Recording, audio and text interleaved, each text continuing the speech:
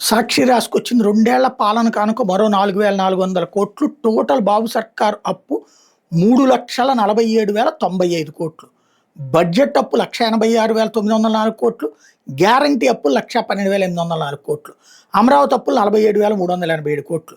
ఇన్ని అప్పులు చేసిన సూపర్ సిక్స్ లేవు, సంక్షేమం కట్ అంటూ సంపద సృష్టి శూన్యం, అంతా ఆర్థిక విధ్వంసం అన్నది హైలైట్ చేస్తే 2 ఏళ్ల పాలన పూర్తి చేసుకున్న చంద్రబాబు సర్కార్ మరోసారి అప్పులు మూత మోగించింది.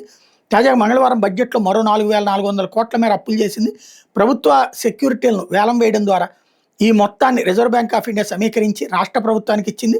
దీంతో 2 ఏళ్లలోనే చంద్రబాబు సర్కార్ చేసిన అప్పులు ఏకంగా 3,47,095 కోట్లకు చేరినాయి. ఇందులో బడ్జెట్ అప్పులే 1,86,904 కోట్లు కాగా వివిధ ప్రభుత్వ రంగ సంస్థల ద్వారా ప్రభుత్వ గ్యారెంటీతో చేసిన అప్పులు 1,12,804 కోట్ల వరకు చేరుకున్నాయి. మరోపక్క రాజధాని అమరావతి పేరుతో మరో 47,387 కోట్లు అప్పులు చేశారన్నట్టు. ఇందులో మొన్న అప్పట్లో ఆయన చెప్పింది ఎవరు, మన పయ్యావుల కేసు 2 నెలల క్రితం చెప్పింది 1,00,000 కోట్ల అప్పులే అని చెప్పుకొచ్చారు.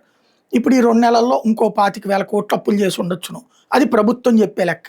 బట్ ఇదివరకు జగన్ ఎట్లా అయితే 14.5 లక్షల కోట్లు అంటూ ఏదేదో లెక్కలు చెప్పారో ఇప్పుడు వీళ్ళు కూడా అదే పద్ధతిలో ఏదేదో లెక్కలు చెప్పుకొస్తున్నారు.